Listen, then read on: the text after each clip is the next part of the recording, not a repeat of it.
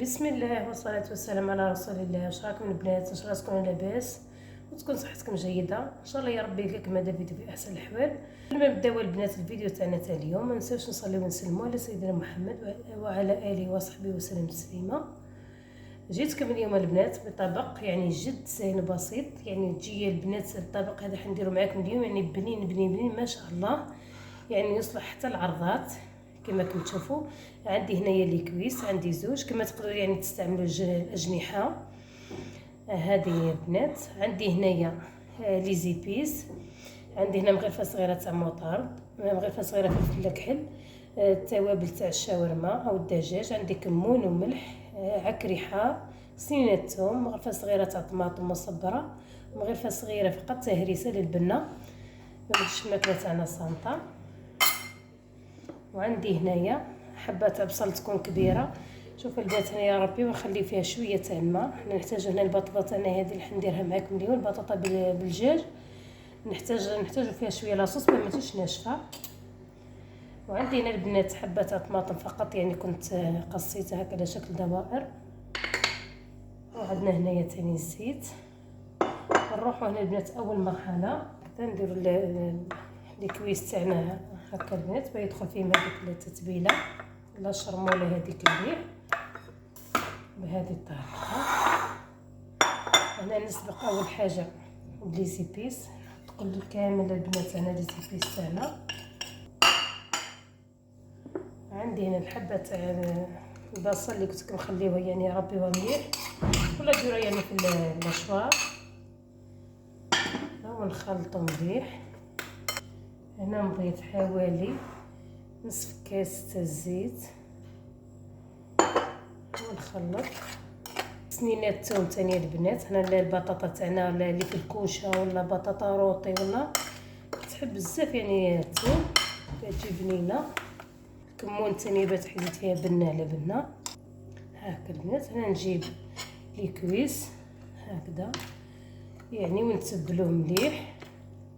الملح لهنا البنات يعني ديروا كميه يعني معتبره، يعني باه ما يطيبش الدجاج تاعنا في المسس ويجيكم صامت. هنا يعني ديروا حسابكم. هنا البنات انا حنطيبو يعني في القدره.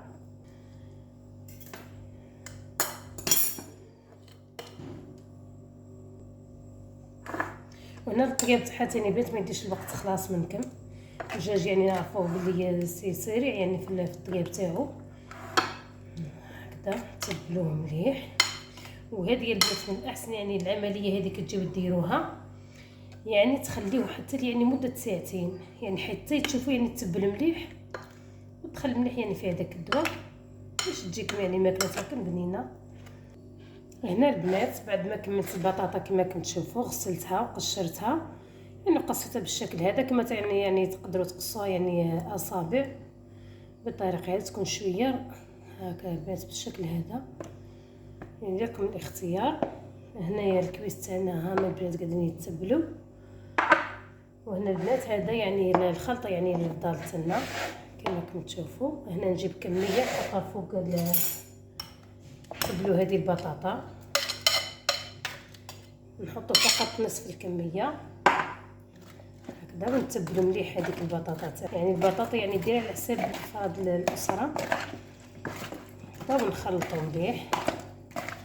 هنا البنات اللي تحب تطيبها في الكوشه هكا بنات تجيب المول تاعها ولا البلاط ولا شفاش يعني حابه تطيبي يعني وتطرحيها كامل وتحطي فوقها الدجاج تقفلها بالالومنيوم وتحطيها تطيب. انا هنا حنطيبها فقط في الكيكوطه هكذا. شوفوا البنات تبلوها مليح بهذه الطريقه. هنا البنات حطيت كما كنتم تشوفوا البطاطا يعني هكا كامل في القدره ولا في الكيكوطه.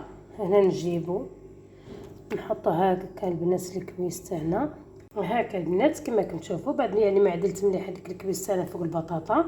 وهذه البنات الخلطه تاعنا هذه اللي فضلت، نجيب حوالي هنايا نصف كاس تاع ماء بهذه الطريقه مباشره ونحطها هنايا فوق يعني هكذا بهذه الطريقه هكا. البنات هذيك الريحه يعني طالعه. بهذه الطريقه البنات نصف ساعه ولا يعني 45 دقيقه نفتحوا عليها كما قلت لكم البنات. هنايا يعني بعد ما يطيب الدجاج نجبدوها البنات كما قلت لكم، ونديروا له يعني فقط دهنه صغيره فقط قليله تاع الزبده، ونحطوه في الفور يعني يتحمر مليح. هنا البنات جيت نهايه الوصفه تاعنا تاع اليوم. شوفوا البنات هذاك الطبق يعني جا ما شاء الله، يعني بطاطا بالكويس، يعني طبق بامتياز. تقدروا البنات يعني ديروا طبق يعني كما هذا تحطوا يعني في الطاوله يعني كطبق رئيسي. نتمنى يا ربي تعجبكم وصفتي تاع اليوم. ما تنساونيش البنات بالجيم تفعيل جرس، خليوا لي البنات تعليقاتكم، هاي تهمني بزاف. ودمتم في رعايه الله وحفظه. الى فيديو جديد باذن الله تعالى. مع السلامه.